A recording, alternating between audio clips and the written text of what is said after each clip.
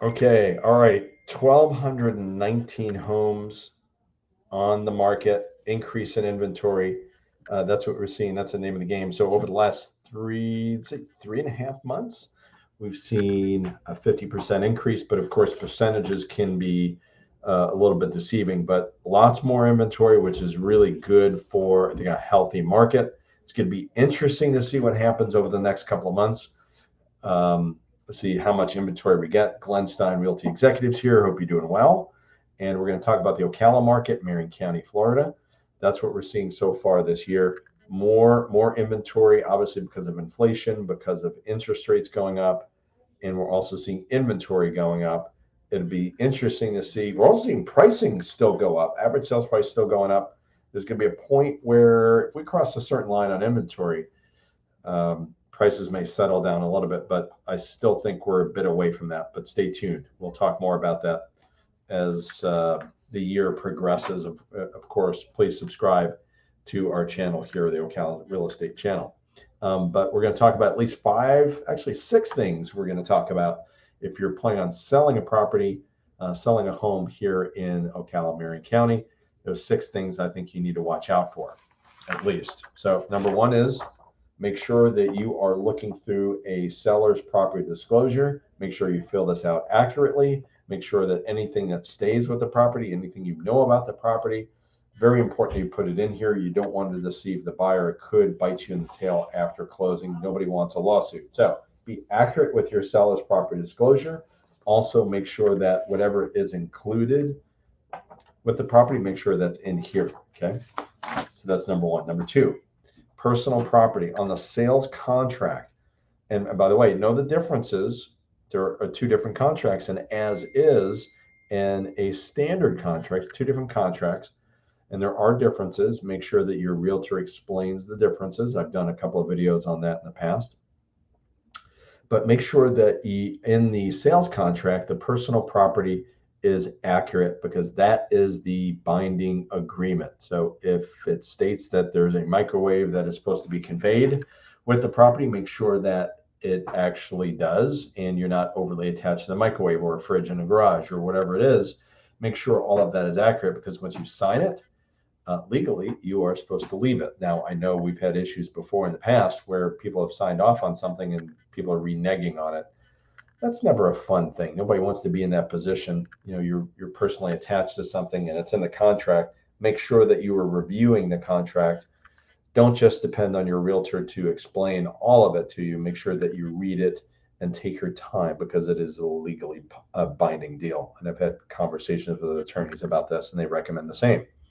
The third thing is allow for enough time because what we're seeing right now with more inventory, days on market is rising, meaning it's taking a little bit longer to sell homes. You know, I think we have a short memory because we've been in this, you know, ever since COVID came around, our market has been on fire. So last couple of years, you know, we've had low days on market. Now we're seeing a little bit more time on market.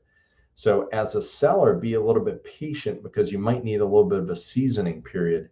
And it's, you know, in perspective, we're certainly nowhere near, you know, 2007, 8, 9 time period where things were taking, you know, 9 months to sell. And we had, you know, years and years supply of homes. We're really looking at just over a month of supply of homes on the market. So it is taking longer, but just be mindful that it may sell in a day, or it could take 3 weeks, right? Like it could take some time. So just be mindful of that. Make sure that the realtor, the agent that you choose has a plan, like a real marketing plan. Here are the strategies I'm going to take.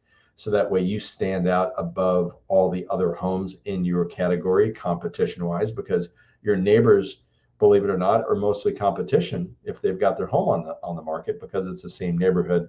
Now your home could be different for whatever reason. Yours could be a little bit better or just different in general. But you want to make sure that your realtor has a plan to get your home sold. I think that's really, really crucial. Okay.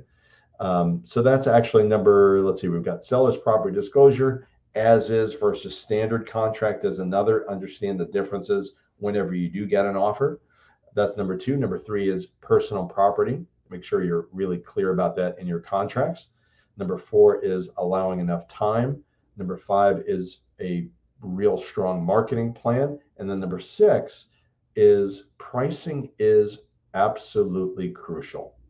Now, we're seeing what's interesting right now in the marketplace is that we're seeing, like I said, more inventory and all of that. We're also seeing a lot of price decreases because people wanted to push the envelope in pricing. And now that's not the case. So it's interesting as we settle into the summer, and obviously as summer kicks in here in Florida, it's hot. We're in the 90s, but the people that are most serious about buying are out there looking right now. We're settled into the typical mid 90s, and it's raining almost every afternoon. We're almost at that point now. It's looking cloudy right now, and it's middle of the afternoon. By the way, post here where you are from and what your temperature is, wherever you are. Put down in the chat button. Love to hear from you. Of course, if you have questions about real estate moving here to Florida or moving out, just let me know. You can put in the chat, or you can call me or text me 352-572-3796. But pricing is key, especially now with rising inventory, because if we price it too high, we have the danger of staying on the market too long. And whenever we stay on the market too long, what tends to happen is our days on market on the sheet, the MLS sheet that buyers and agents look at, that grows. So that makes it less attractive if you have too many days on market. So you might think, okay, well, we could always start high and come down, but there is a danger that, in the properties that we list right away, not that we're in a hurry, like understand my heart. I'm not interested in selling fast just to give away the house. That's not appealing to me. I'm more about making sure that we sell it at your pace. But just know that when you price it too high and it stays on the market, it actually hurts you. And then you're on the market 3 to 4 weeks, and you could be now at the right price, but another home that's maybe a little bit above yours might look a little bit more interesting because, wait a second, this home that's priced a little bit higher, and let's say it's about the same, apples to apples, that home that's been on the market just 3 days looks better because your home has been on the market for 3 weeks or 2 months, and buyers start psychologically thinking, wait, this just came on the market, this must be pretty good. This one's been on the market, it's been picked over. So there's a little bit of a negative feel to it. So just be mindful of that. Talk to your realtors about strategy. That goes into not only marketing strategy, but also pricing. Where should I be at? So with that, let me know if you have questions. Please subscribe. Hope everybody has a great weekend. Take care.